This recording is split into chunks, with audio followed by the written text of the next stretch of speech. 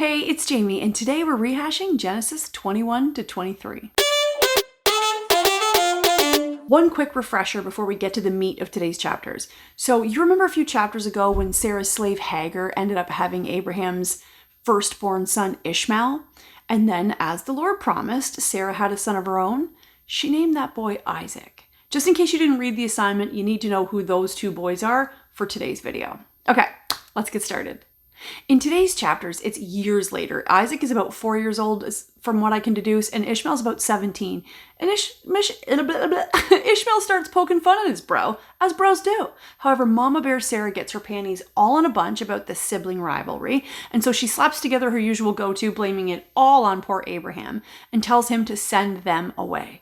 Of course, Abraham is super troubled by this request from his wife, and he for once turns to the Lord for answers. Welcome to the party, Abe.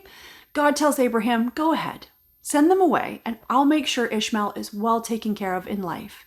So Abraham does as God says, gives them some water and food, sends the pair packing, even though he feels very uncomfortable with it. He's basically exiling his firstborn son. So let's just for a beat pause here for a second. This part of the story for me was a reminder to trust in the Lord and his promises, even when it feels super icky and uncomfortable. We need to lean into God like Abraham did here because he's always planning something better for us. Even when we get exhausted from going through a rainy season and wonder why the Lord's putting us through hell to begin with, he's working for us. Okay, so now on to the juicy bits of today's chapters. God tells Abraham to take he and Sarah's one and only son, Isaac, up the mountain and tells Abraham to sacrifice him. True story. Huge ask from the big guy. When he commands this, poor Abraham is like, come again, Lord? You want me to do what, meow? Unfortunately, the Lord repeats to Abraham the same instructions to sacrifice his son. So now Abraham has learned time and time again to trust in the Lord.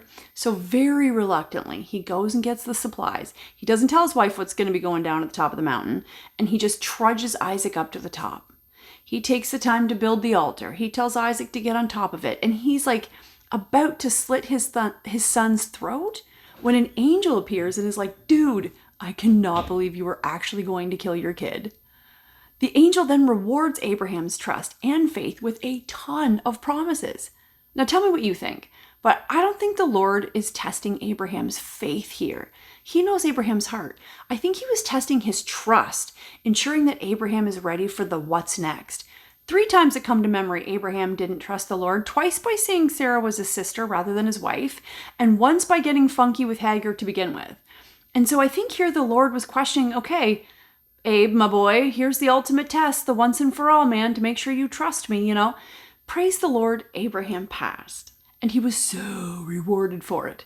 How many times in your life have you been in the thick of some traumatic season and you feel like the Lord and your faith have both abandoned you? I have been there, baby. I have been there.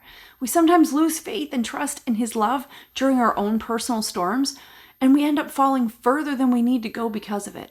Trust in the Lord. When it feels like it's all wrong, just take a deep breath and trust that he's working on something better, right? Okay, I've taken up way too much of your time today. So just a quick PS, Sarah dies of old age at the end of these chapters, and tomorrow we're reading Genesis chapters 24 to 25, if you want to read ahead. No biggie if you don't. I hope you have a blessed day, and let me know what you think in the comments below. This is the Bible in a Year theme song.